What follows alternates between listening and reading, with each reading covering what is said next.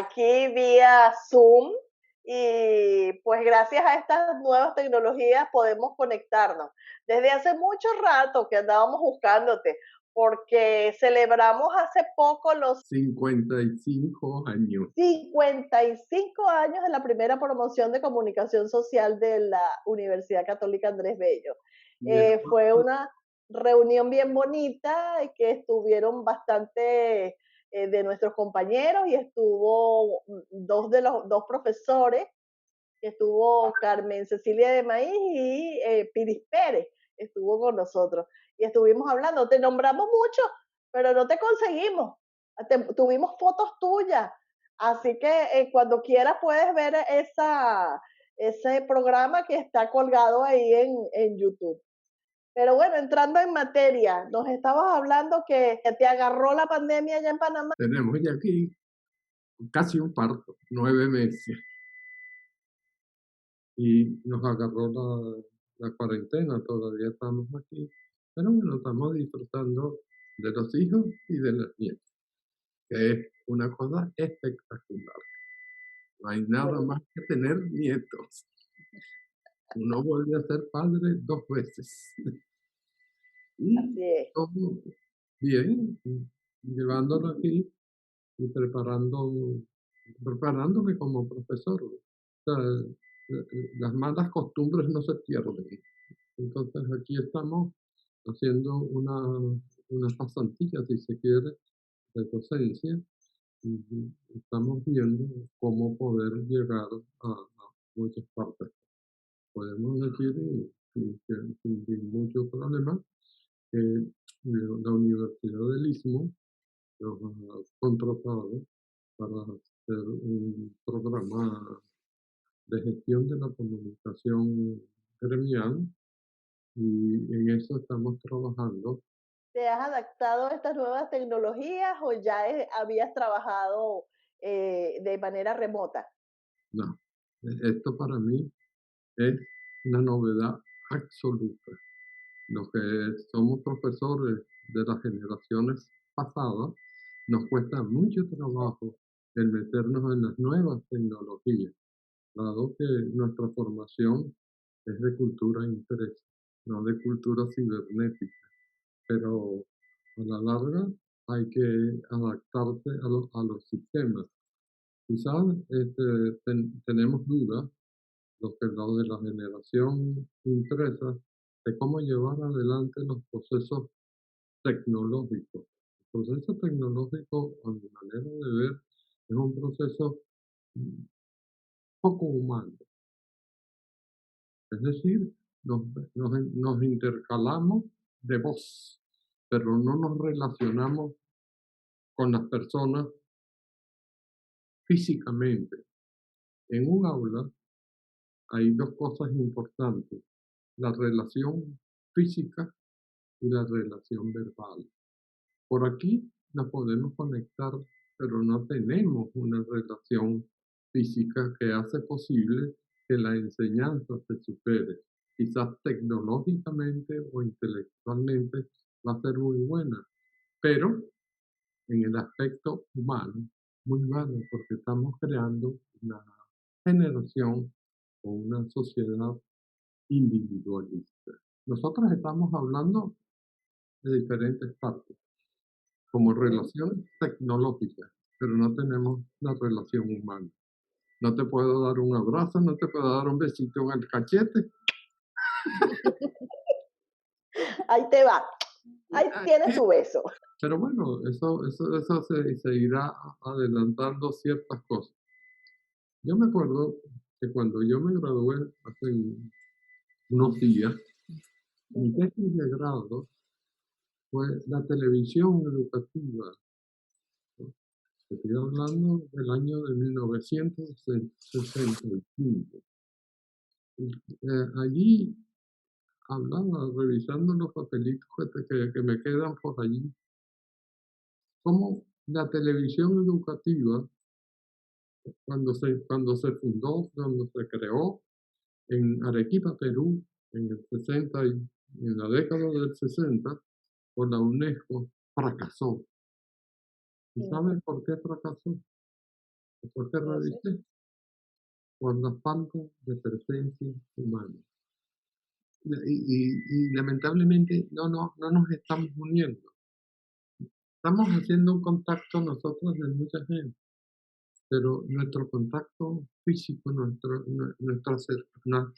amor al prójimo cercano se está perdiendo. A lo mejor vendrán otras nuevas tecnologías, pero hay que tener muy presente esa estructura en el proceso de la educación. Educar no es solamente mandar información, sino educar es crear valores de conciencia y de ejemplos personales.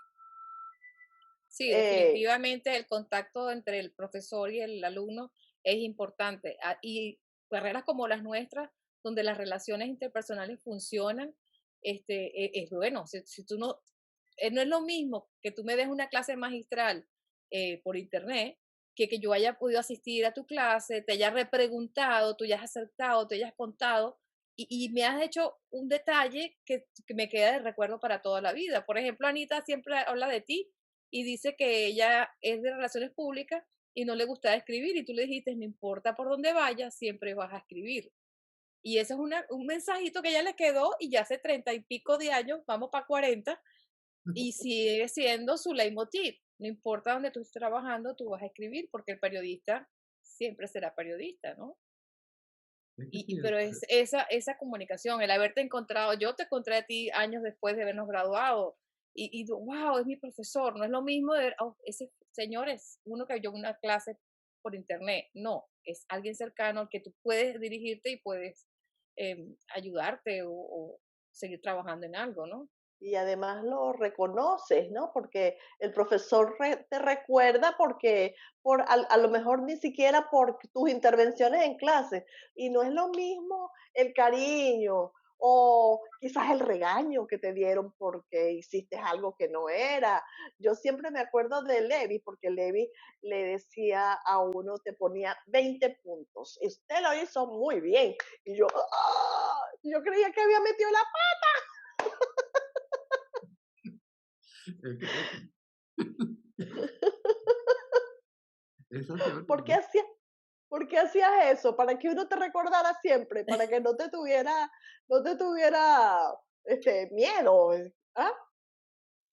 es que esa teoría todavía la hago. Ajá, A los alumnos le pongo 20. ¿Para qué? Para dos cosas importantes. Para que el alumno reflexione si realmente esa es su nota. No es la nota es del profesor, sino ajá, es verdad que tengo 20. Y entonces en esa declaración personal, la gente comienza a sentirse responsable en sus valores, porque en la enseñanza, bueno, en las materias que yo doy, está que no solamente en dar la enseñanza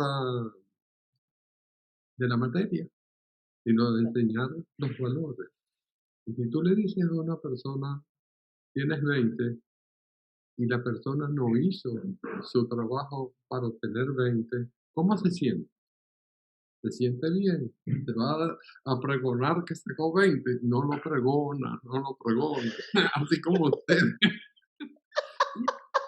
Se logra que la persona regrese nuevamente a su responsabilidad ética. Se habla de la ética cuando se tiene la profesión, pero es que resulta que la ética es la conducta humana diariamente. Es decir, tu conducta diaria es la que hace posible que tengas éxito, que tengas éxito. Un alumno que no cumpla con sus funciones no está cumpliendo con su ética estudiantil. Y si tú le pones 20 y él sabe que no sacó 20, él va a lograr llegar a tener 20. Y va a sacar 20 y va a tener un valor agregado. ¿Cuál es? El que va a tener enfrente a la ética profesional.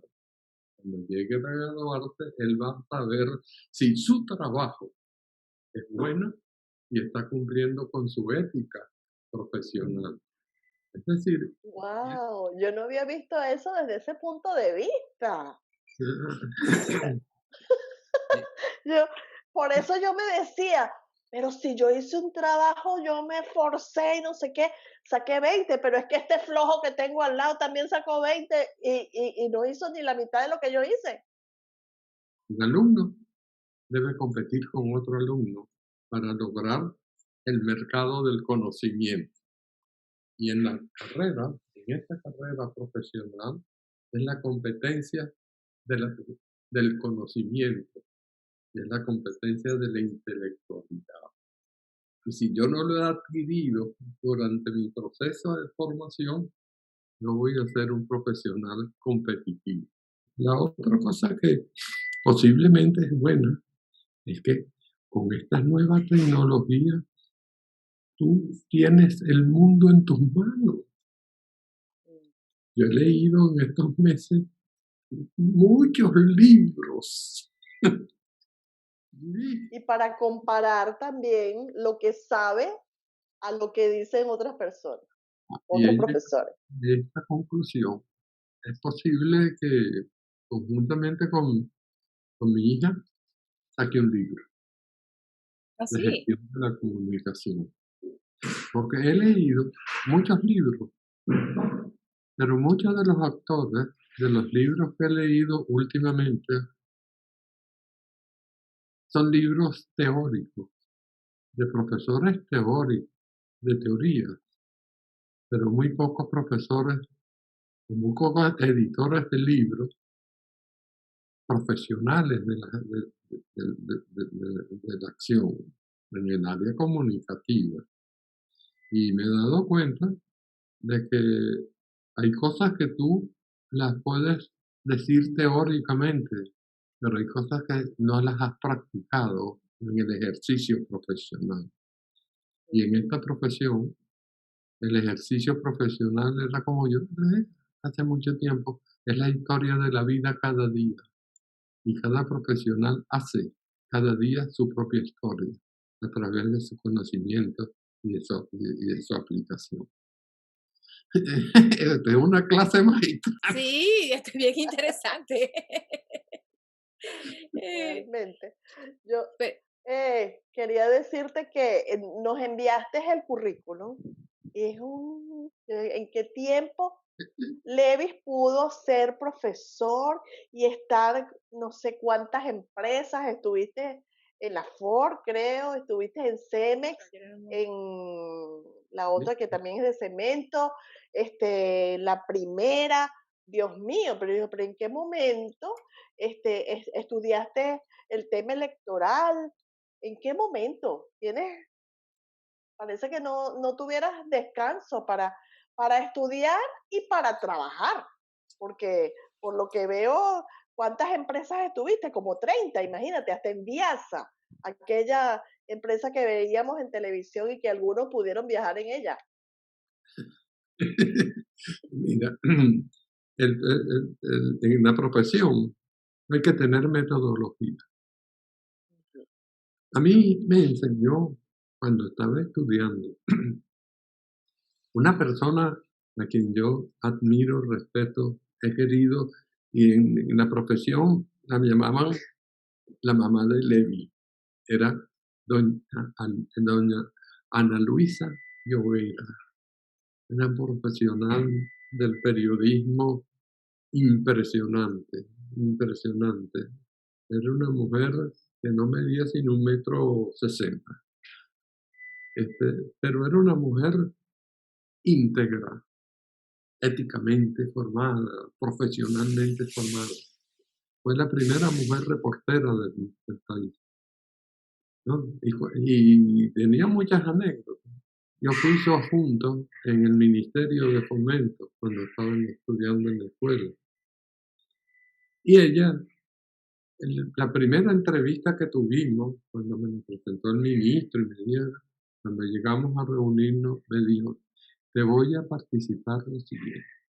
Yo no soy maestra de escuela, así que vas a ver qué es lo que vas a aprender. Bueno, y nos sentamos.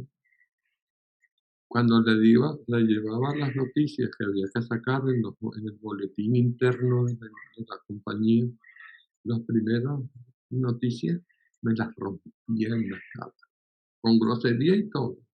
Esto no sirve. Y yo tenía que, y esto no sirve. Has mejorado. Y yo veía que ella llegaba a la oficina a las 5:30 de la mañana. Wow. Yo le preguntaba a la secretaria, señora Pérez, ¿usted me puede decir por qué la señora Llovera llega aquí a las 5:30 de la mañana? Y la secretaria me dijo, pregúntaselo a ella. Yo no se lo pregunté, sino que dije un día, yo voy a llegar a las 5:30 de la mañana para ver qué es lo que hace. Y bueno, empecé a llegar a las 5:30, un poquito antes. Ella en la puerta de la oficina, en aquel momento no había nada de tecnología ni nada. Tenía los periódicos del día en la puerta de la oficina. Agarraba sus periódicos, se sentaba en la oficina y desde las 5:30 hasta las 8 que se abría, leía los periódicos, escribía su columna, ¿no? Y tenía tiempo. Me pareció interesante y comencé a llegar a las 5:30 de la mañana. Ella no me ponía. Cuando ella vio que yo tenía como 2 semanas, entonces me dijo, aquí tienes estos periódicos de provincia para que los leas y saques las informaciones para el ministro y demás. Y me acostumbré a llegar, porque llegaba a las 5:30 y tenía no solamente tiempo de leer los periódicos, sino de estudiar. Cuando llegaba a las 8:30, que ya tenía que empezar a trabajar, ya yo había adelantado lo de la escuela y lo del trabajo. Y podía jugar con mayor tiempo. Es decir, que ahí me llegó una metodología bien interesante de llegar siempre a las oficinas antes de las 6 de la mañana. Y eso me permitía estar al día, preparar mis clases. Para poder dar clase en la universidad. Claro. Ya cuando yo me gradué, al mes siguiente comencé a dar clases. Es decir, que cuando yo estaba trabajando en el Ministerio de Fomento todavía, a las 5:30 iba a la universidad a dar las clases que tenía que dar en la universidad. Y así durante todo el tiempo. Hasta, por supuesto, hubo momentos en que no podía ya dar clases cuando estuve en el INO por la salida constante hacia el interior del país, no me permitían dar las clases. Y después en viaje estuve un tiempo y regresé nuevamente a la escuela. Entonces, y seguí con esa misma tecnología hasta el día de hoy. Yo me levanto todos los días a las 5:30 de la mañana y ahora como tengo ese aparato, empiezo a revisar todo lo que se puede hacer y se puede llegar adelante. Es decir, tú puedes manejar metodológicamente tu tiempo de acuerdo a cómo te levantas y a cómo te acuestas. ¿Y te acuestas tarde? No, yo no me acuesto tarde. Yo a las 9 de la noche estoy durmiendo. Para poderme levantar temprano. Claro, pero es que imagínate, si tu día empieza, porque a las 5:30 de la mañana llegas al trabajo, pero ¿a qué hora te levantas? Te tienes que levantar mucho antes, bañarte con calma, hacer todo con calma de paso y llegar al sitio donde tengas que hacer. Ahora, pues como no tienes que hacer el recorrido, pues te metes en la computadora y ves todos los periódicos. ¿Cuántos periódicos ves tú diariamente? Yo leo en los de Panamá, aquí, leo La Estrella, Panamá en América, El Siglo, La Prensa. 4. 4, porque los otros son periódicos muy crítica y esas cosas no llaman la atención. Son los 4 de aquí, más los resúmenes de prensa de Venezuela y los periódicos de Venezuela. los que aparecen en el Los que internet, quedan. el Nacional, el 2001, este, el Universal, Últimas Noticias, porque hay que leer de todo Claro. Sí, es para, verdad. Ujú. para tú estar claro en dónde estás parado. Y eso te da a ti pie para estar al día. Y hay algo que es interesante que uno deja de pensar.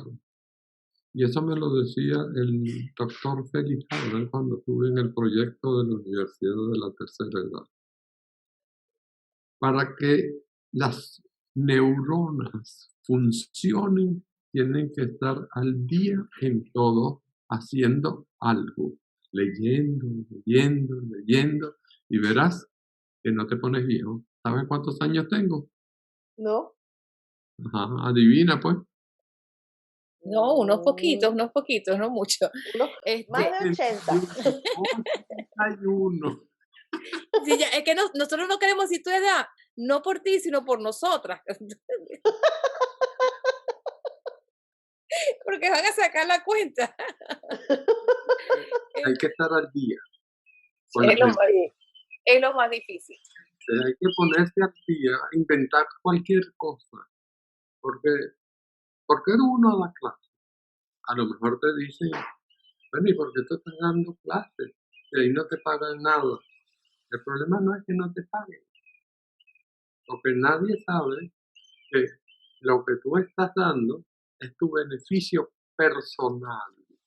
El dinero se gasta. Las neuronas, si no las funciona, se gastan. Entonces hay que estar al día con, Mm, con las neuronas, no con el dinero, porque realmente en la universidad el pago es nada, $1. Es simbólico casi. $1 no llega a dar, no te da una hora de clase, es 0,10 centavos de dólar. Mm, Ahora, antes tampoco. Sí, O bueno, sea, puedo decir, este, en la universidad cuando ustedes se graduaron, el pago de la hora mensual eran 400 bolívares. Era y bien. pagábamos nosotros 300. Pero uno está era otro tiempo y los números eran distintos, porque Sí. no puede comparar, las cantidades no son equiparables, es lo otra que cosa. sí te llena de orgullo son ustedes. Gracias. ¿Tú te imaginas hace tanto tiempo que ustedes estén entrevistando a su profesor? Con el orgullo. El orgullo Claro. ya, como mi alumna. Pero es interesante la vida profesional docente, pero no es menos importante la vida profesional gremial. De eso quería preguntarte. Estuviste cerca de 10 años como presidente del Colegio Nacional de Periodistas y a eso te querías referir, ¿cierto? Bueno, fíjate que dentro de la estructura profesional, lo que yo aprendí con Ana Luisa era que cuando tú estabas metido dentro del gremio profesional, tus colegas periodistas de los medios, que eran miembros del colegio o de la asociación, te tenían respeto y te veían como un profesional más y te apoyaban en tus funciones profesionales. Cuando yo estaba en SEME, el presidente me dijo, ¿qué cargo tienes tú? Yo soy vicepresidente. Bueno, tienes que lanzarte como presidente para que sea un honor de SEME tener el presidente del colegio de periodistas aquí. Y me lancé, entonces hablé con Luis Herrera. Luis Herrera fue profesor mío. Luis Herrera Camping. Luis Herrera. Y me dijo, yo voy a votar por ti. Y bueno, y me lancé y llegué a la presidencia del colegio. Con la presidencia del colegio, fíjate, ya al terminar el proceso electoral, en el país, las seccionales del país, ya habían votado y ya yo era el presidente del colegio de periodistas sin tener el resultado del colegio distrital. De Es decir, Caracas. que para esa época eran 1.200 votos. Ya yo tenía 1.000 votos, 1.200 votos del interior. Seccionales como Lara, todos votaron por mí. En Mérida, en Trujillo, en Maracaibo. O sea, era electo y hubo problemas en Caracas, pero ya yo era el presidente del colegio de periodistas. ¿Y cómo hice para lograr que la empresa se sintiera favorecida por estar en el gremio? Mi propaganda electoral era gerenciar el gremio. El periodista tenía que ser un gerente. Y la estructura que planteé era formación a los periodistas en el interior. Entonces se logró que SEME patrocinara cursos de formación profesional a los periodistas en el país que pidieran la formación y yo les diera las clases. Hicimos más o menos entre 47 y 50 y pico de talleres, de seminarios en el país mientras yo fui presidente, mientras estaba en SEME. Por otra parte, en la parte política, el presidente Chávez me respetaba mucho. Yo nunca lo llamaba Chávez, yo lo llamaba señor presidente Chávez. Él me respetaba. Nunca tuvo una palabra en contra ni del colegio ni contra mí. Fíjate que el colegio, cuando yo asumí la presidencia del colegio, tenía solamente 4.200 inscritos. Y cuando yo dejé el colegio tenía 16.800 colegiados. O sea, que se podía hacer las dos cosas. Se podían hacer las tres cosas. Gremio, empresa y política. No es que la gente dice que el periodista no es político. Todos somos políticos. Lo que pasa, un periodista que no sea político no es periodista, no es comunicador social. ¿Por qué? Porque para tú conocer lo que tienes en el entorno y en tu contorno es la política. Además, como decía el filósofo, la política del hombre es un animal político. ¿Por qué? Porque vive en la polis. Lo que pasa es que nosotros hemos conceptualizado la política bajo un concepto de partidismo. Una cosa es el partidismo y otra cosa es la política.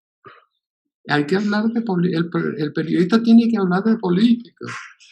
Además, ese concepto errado que la gente tiene, que la noticia es objetiva, eso es embuste, eso es hipocresía. La noticia es subjetiva, porque tú la ves y la escribes de la manera como tú la aprecias. Y le pones la coma y le pones los puntos de acuerdo a lo que tu conocimiento tiene. ¿Y eso cómo se llama? Subjetividad. Entonces, esa mentira de hace tiempo que si los periodistas son objetivos, eso es embuste. Eso es embuste. ¿Cómo? La otra mentira dentro del periodismo, la manipulación. La manipulación es mala, eso es embuste. Todos manipulamos.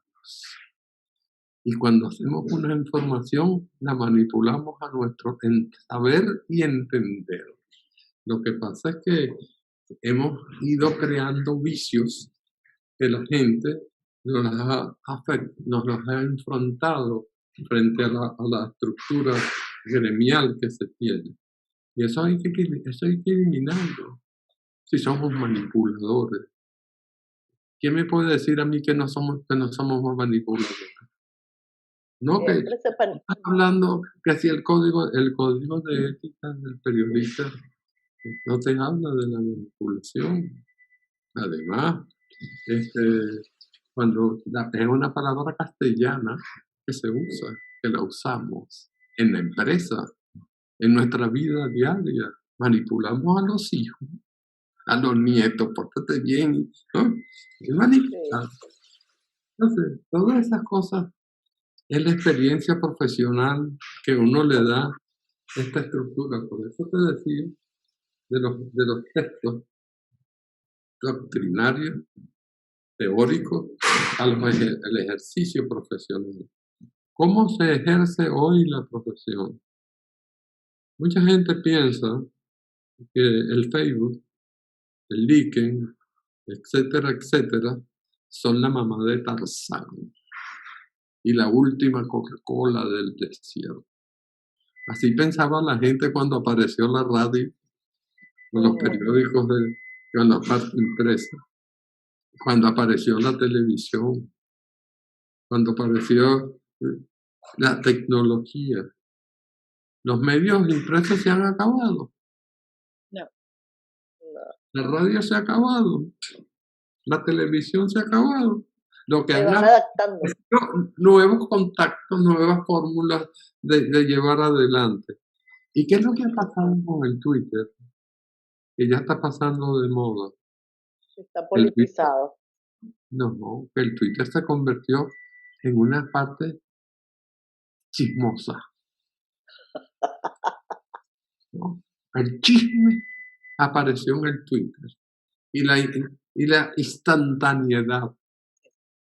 Hay un Y las accidente. noticias falsas, ¿qué piensas de eso? Porque ahora vemos con mucha frecuencia que se dan noticias falsas como si fueran reales y resulta que no, que es un invento, es un montaje, es algo para que la gente hable de eso y pues al final te pones a ver, no es verdad o es simplemente parte de esa manipulación. Lo que pasa es que, por ejemplo, en Venezuela, en este momento el tema político, partidista, es más como que te está marcando mucho más y te está coartando quizás formas de expresión que antiguamente eran un poco más abiertas, ¿no? No, mira, el problema está en lo siguiente. Ujú. En el Facebook, en el Twitter, se han metido escritores de computadora a pensar y hacer noticias. Y no tienen la capacidad de analizar si lo que te están dando es un pote de humo o te están utilizando para llevar adelante la estructura. Y tú caes para yo decir, yo tengo la primicia, escribo y mando al Facebook la información. ¿Y qué pasa? Que cae en noticias falsas. Y eso está sucediendo mucho en Venezuela. En Venezuela se juegan con la estructura. No, ahí hay una noticia, porque lo que pasa es que también que los periodistas hemos perdido la agresividad intelectual. Ujú. Cuando nosotros éramos periodistas en el ejercicio, teníamos que certificar la información, teníamos que profundizar la información, teníamos que ver por qué canales para llevar la información que la gente pensaba. Hoy en día, no. Pero es que hay veces que son los embustes tan mentirosos de verdad que tú dices, da asco. ¿Cómo te van a decir que cayó un misil y nadie lo escuchó, nadie lo vio? ¿Qué es eso? O sea, eh, son pero mentiras que se caen así rapidito. es que yo te voy a explicar algo. El gobierno tiene un buen sistema de comunicación, una buena planificación estructural de lo que es la comunicación o mejor Yo dicho, creo que es de repetir las mentiras, no es que es una buena estructura, no. es No. Ellos que, lo que tienen es gente que repite las mentiras, no importa lo que sea.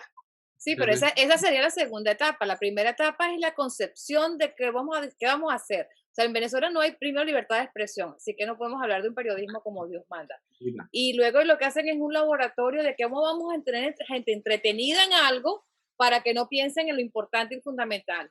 Y cuanto más grande sea la mentira, más fantasiosa sea la historia, la gente le parece, wow, pero eso es, claro que tiene que ser verdad, porque es imposible que a alguien se le ocurra tanta locura. es que fíjate, para eso hay que tener estrategias. Ujú. Y el gobierno tiene su estrategia bien definida. Definida. Utiliza a Goebbels como se debe utilizar y utiliza el arte de la guerra de Sun Tzu como debe utilizarse.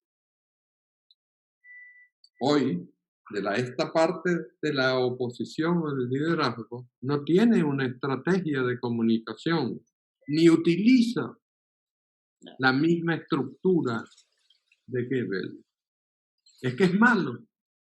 Si el gobierno la usa, tú la tienes que utilizar Lógico.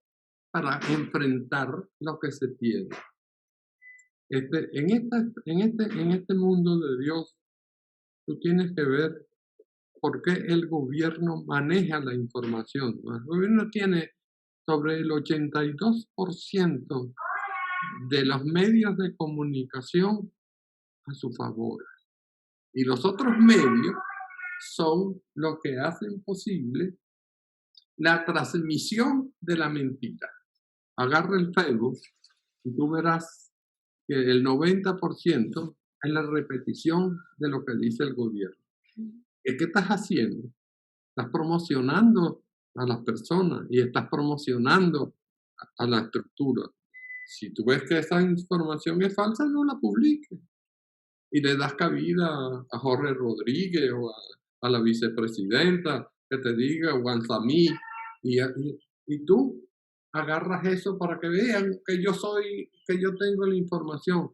Lo que pasa es que el periodismo de computadora no está hecho por profesionales, sino por habladores y por escritores de tercera línea.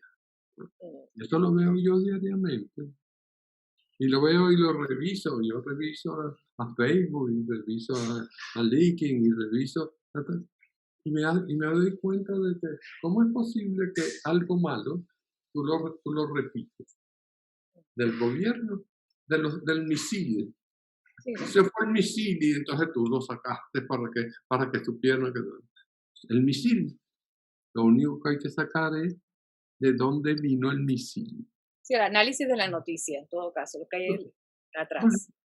los comunicadores de hoy no nos estamos preocupando verdaderamente por nuestra profesionalización, es decir, el ser verdaderos intelectuales de la comunicación social. Cuando tengamos claro que somos intelectuales, tenemos que pensar con el cerebro derecho y con el cerebro izquierdo en investigar las cosas. No importa la primicia. La primicia hoy no tiene trascendencia, porque tienes el Twitter de la instantaneidad. La primicia de hoy radica en la investigación. En la política venezolana, yo hablaba de la falta de liderazgo. No es que haya una oposición, la oposición es el 80%, el 90% de las personas que están en contra de lo que está pasando. Pero no hay líder que le digan, bueno, ¿cuántas protestas hay en el día? Protestas por falta de verdad, protestas en todas partes. Por supuesto, no, esa información es censurada, pero el líder tiene que salir a gerenciar las protestas y salir con ellos, no importa que les den palo. Ah, que los van a meter preso. Bueno, van a tener que meter presos a medio marina, como está sucediendo. pero realmente no estamos claros, no estamos claros. En el país hay demasiado conformismo, demasiado pacifismo. Fíjense ustedes que no hay gas, bueno, cocinamos con leña. Y entonces, si cocinamos con leña, aceptamos lo que está pasando. Y vamos a unas elecciones de la Asamblea Nacional y resulta que los, los líderes forman parte de una organización que no tiene militancia, sino el que ha recibido el respaldo económico de la parte del gobierno. Y como yo les decía antes, no utilizan a Sun Tzu en el arte de la guerra. Al enemigo hay que actuarlo como al enemigo, pero no para destrozarlo, sino para utilizarlo. Y en el país los enemigos son la misma oposición, los mismos dirigentes de la oposición que critican al fulanito y critican al otro, en cambio no critican la falta de luz ni la falta de agua. Pero es que yo puedo hablar porque el Guaidó o el otro hicieron esto. Bueno, ¿por qué no habla mal del gobierno? Y lo que tienes que hacer, y el gobierno feliz, el partido del gobierno hablan entre ellos de que están peleando. ¿Ustedes han visto alguna información de que están peleando? ¿Ustedes han visto alguna información de que fulanito le dijo a Perencejito que no servía? No, esa es parte de la manipulación. Sí, bueno, ellos están coaccionados, ellos tienen una sola información y es lineal, y ahí va la dirección y no se salen, y nos dan declaraciones que no son. Los otros están totalmente desorganizados porque, por lo menos vamos a decir a nivel de comunicación, no tienen una cohesión, no tienen una directriz, no tienen una política, que es lo que tú estabas hablando hace poco. Que no tienen estrategia. No hay estrategia, no hay nada. Y luego, para rematar, ahí, que es donde yo quería llegar, hay como una lucha, sobre todo en los periodistas que están afuera, que hablan como que tú eres periodista si tú hablas mal de la oposición, inclusive, ¿no? No del gobierno, de la oposición. Ese es ser buen periodista. Pero el periodista que habla bien, o por lo menos dice las cosas que están haciendo, no, ese es un relacionista público. Ahí, yo quería que entrara en ese punto contigo. ¿Cuál es esa lucha, es ese recelo entre los mismos colegas de que tú sí eres más profesional que yo porque yo sí hablo mal de los que tengo que hablar bien? O sea, los que tendría que apoyar, o por lo menos no resaltar las cosas tan malas. No sé cuál es el punto ético ahí. Mira, fíjate en esto. Un periodista no es partidista, pero un periodista tiene que tener el criterio claro de cuáles son las virtudes y cuáles son los defectos. Si tú hablas mal, eres un periodista bueno. Si hablas bien, eres un periodista malo. Un periodista malo es el que habla mal cuando no tiene base para hacerlo. El periodista bueno es el que habla cuando tiene bases para criticar. Pero en este mundo, en esta estructura, tú dices, ¿tú has visto algún periodista del gobierno que están en los cargos públicos o en el periódico Últimas Noticias o en BEA o que hablan mal de alguna parte del gobierno? ¿No hablan? Esa es la estrategia. Pero esa es censura. Esa es la misma censura que del otro lado se tiene cuando se dice que no se debe hablar de nada. Hace días leía en Facebook de un periodista, donde un titular de El Universal tituló El Universal diciendo que la salida de Leopoldo fue una salida cobarde. La palabra era cobarde. Entonces ella decía que cómo era posible que el periódico periódico titula según su libro de estilo, qué es bueno, qué es malo. Es una cuestión de que se tiene que ver. Ahora, ¿cuál es la ética? ¿Cuál es la ética que se tiene que llevar adelante? Profesional de la comunicación social, ¿tu ética cuál es? Buscar la verdad. Buscar la verdad, que es distinto a tener la verdad, porque cada persona tiene su propia verdad.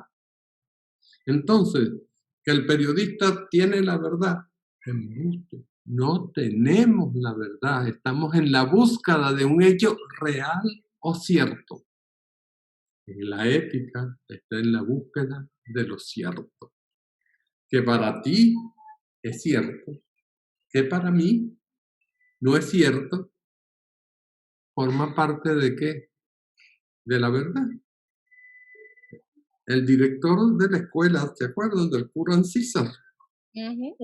Hablaba de la ética y hablaba de la verdad y decía que la verdad no es del testimonio fuerte de cada persona, sino que la verdad está en el aire y lo que hay que buscarla.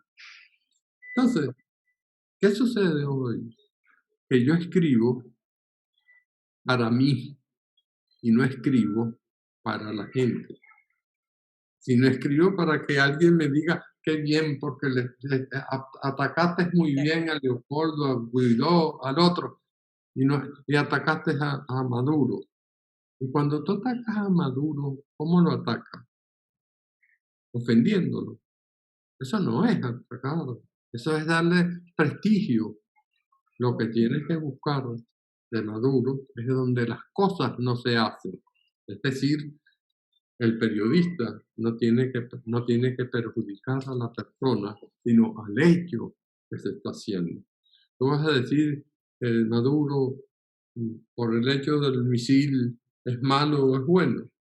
Tú tienes que decir que el misil no destruyó lo que tenía que decirse. Es el hecho, es buscar el hecho cierto, ¿no?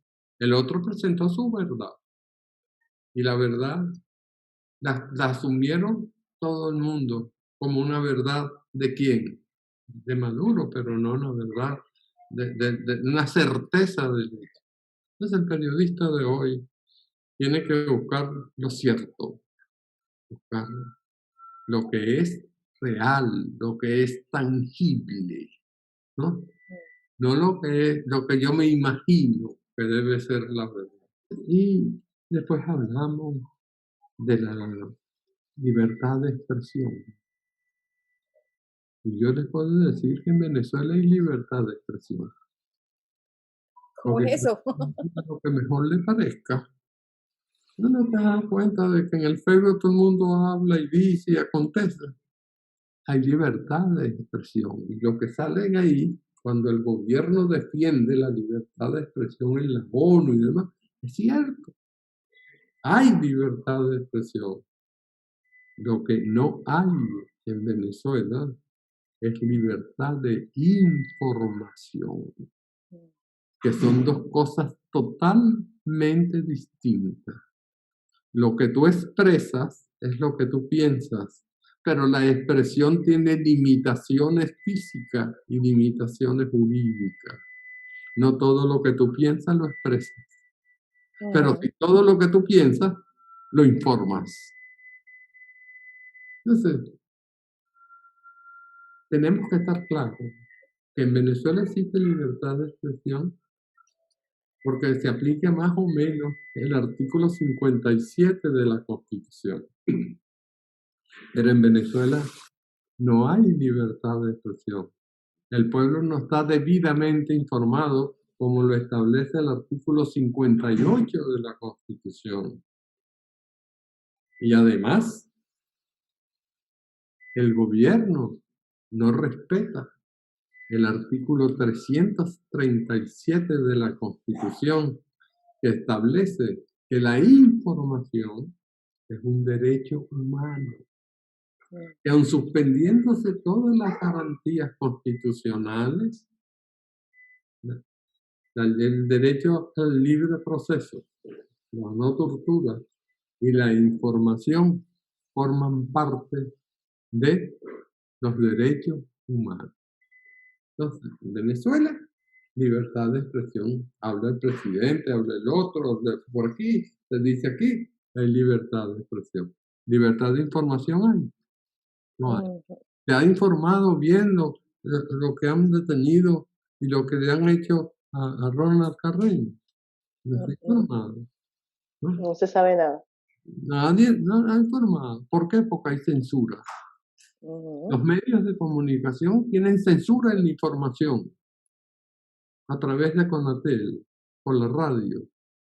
Conatel les dice, pueden montar la rocola, pueden hablar lo que ustedes quieran, pero cuidado con hablar de esto porque les cierro la estación. Y entonces el interés económico se opera al interés colectivo, que es la información.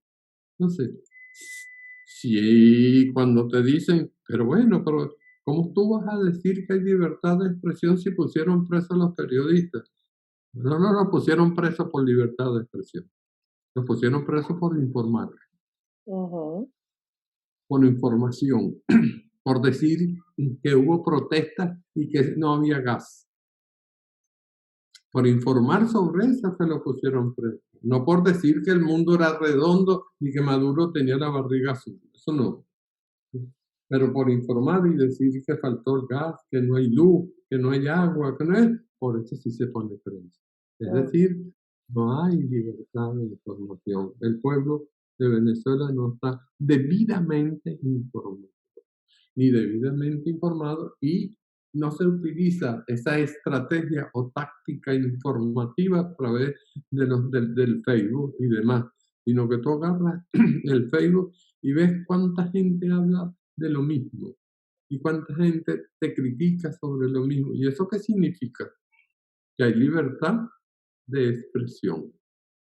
Pero resulta que cuando tú profundizas no hay información. Es cuestión de la formación profesional. El periodista hoy, con toda la tecnología que tiene, no está informando veraz y oportunamente como lo establece el artículo 58 de la Constitución. Y el gobierno está violando el 57, no el derecho de la expresión, sino que está violando el artículo por aquello que no se permite la censura. Ustedes se han dado cuenta que entonces el artículo tiene dos fórmulas. Todos tienen libertad de expresar el pensamiento y sus ideas por cualquier medio y demás. Se prohíbe el anonimato y la censura. Quiere decir que cuando tú cierras un medio y pones preso a un periodista, ¿qué estás haciendo? ¿Violentando el 57 en libertad de expresión o por la censura? Yo creo que es más por la segunda. Por la censura. Entonces hay que decir que hay censura en el país. Hay libertad de expresión, pero hay censura de la información. Levi, nos ha encantado tenerte, hablar contigo todo este rato. Quisiéramos hablar mucho más, vamos a tener que hacer un segundo programa más adelante, porque de verdad que eres, bueno, una fuente de información para Bueno, nosotros que nos quedamos así viendo y escuchando y analizando lo que estás haciendo. Quisiera que nos dieras así cortico como una síntesis bien breve de cuáles son las recomendaciones que les vas a hacer o que le haces a los periodistas de hoy en día, y con eso concluimos. mira, lo primero que tenemos que tener, no a los periodistas, a nosotros, tenemos que prepararnos cada día mejor para poder entender la realidad social, económica y política de lo que es el país y de lo que somos nosotros para representar a ese país. Nosotros somos los líderes del país. Y si no nos formamos como líderes y no entendemos que somos los líderes para orientarlo a salir del desbarajuste que tiene, no estamos cumpliendo con la ética profesional. Y la formación es, como me decía un profesor hace mucho tiempo, que era la educación continua. Y para un periodista lo importante es la formación continua. Tú me ves aquí, yo te puedo decir, yo sé que nada sé y me estoy preparando todos los días más. He leído en estos días a través de, leía los libritos. Hay un libro que es bien interesante que lo leamos. Primero yo recomiendo mucho El arte de la guerra, pero hay un libro de Andrés Oppenheimer que se llama Sálvese quien pueda. Ese libro es recomendable porque dentro de las profesiones que vamos a tener y van a ser sacadas está la profesión de periodista por la robótica. Bueno, y estoy a sus órdenes y cualquier cosa que ustedes consideren que yo pueda ayudarlas en su programa con un análisis político, ¿verdad? Lo único que tienen es que llamarme, ponerme el link. El link y ya está. Con mucho gusto yo las partillo y lo único que les pido, primero que se cuiden y muchas gracias y Dios las bendiga y las siga siendo inteligentes comunicadora social. Gracias. Bueno, muchas gracias. Para nosotros de verdad un placer haber compartido este rato contigo, con tu familia. Un saludo grande a toda tu familia, a tus hijos, a tus nietos. Y bueno, María del Mar.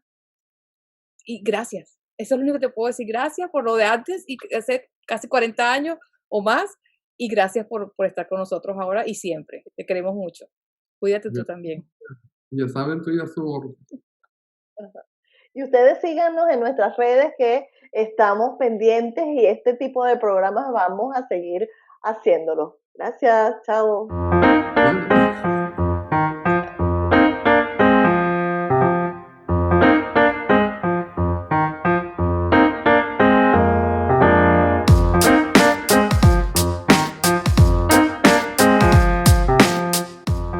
Síganos, comparta, haga sus comentarios, active la campanita para que usted sea uno de los primeros en ver nuestros estrenos.